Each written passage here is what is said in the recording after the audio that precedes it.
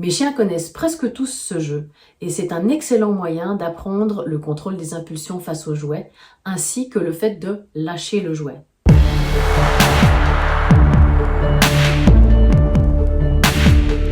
Salut, je suis Laura Nouna, éducateur canin spécialisé en travail de flair.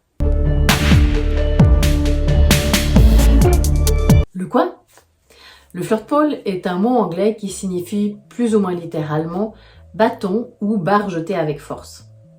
En français, j'ai entendu un équivalent qui serait canne à pêche. Grosso modo, il s'agit d'une longue tige à laquelle est attachée une corde, au bout de laquelle on place un jouet.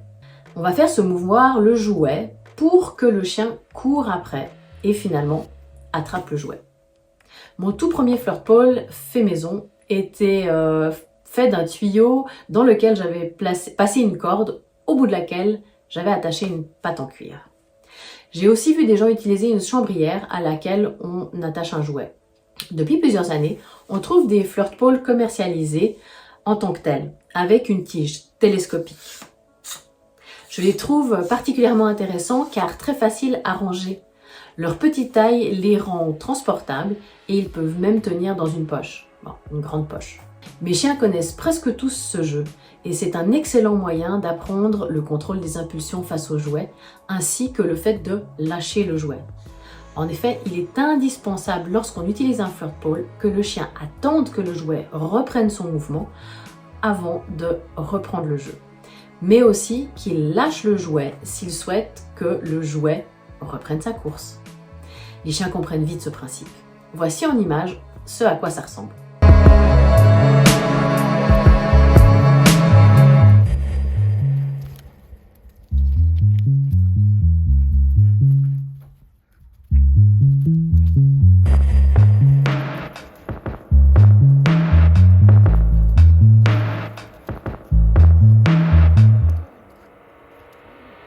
Comme avec le tug, on veillera à ne pas mettre le chien dans des positions qui seraient physiquement inconfortables, telles que des tensions brusques au niveau de la nuque. Dès que mon chien attrape le jouet, je relâche toute tension. Grosso modo, le jouet meurt. S'il le souhaite, il peut même partir avec le flirtpole entier.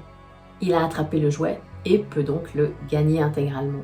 Si on opte pour maintenir une tension, on placera le flirtpole horizontalement dans l'axe de la colonne vertébrale pour qu'elle reste droite.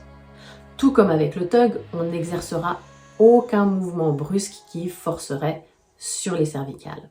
Personnellement, je favorise des trajectoires linéaires et sans changement de direction brutaux. Je veille également à ce que le jouet reste au sol au maximum, à hauteur de nez du chien pour éviter les sauts.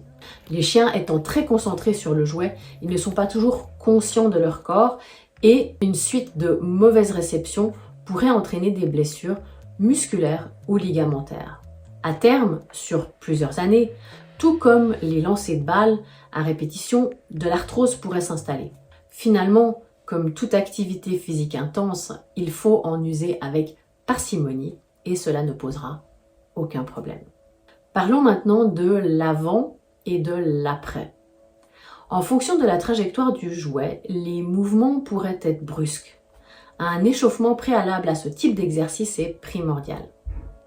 Une petite marche en laisse d'une quinzaine de minutes est un excellent préambule. De la même façon, on marchera pour favoriser le retour au calme après le jeu.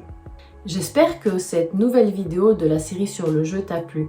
Si c'est le cas, n'hésite pas à liker, partager, à t'abonner à ma chaîne en cliquant sur s'abonner et active les notifications pour ne pas rater la suite.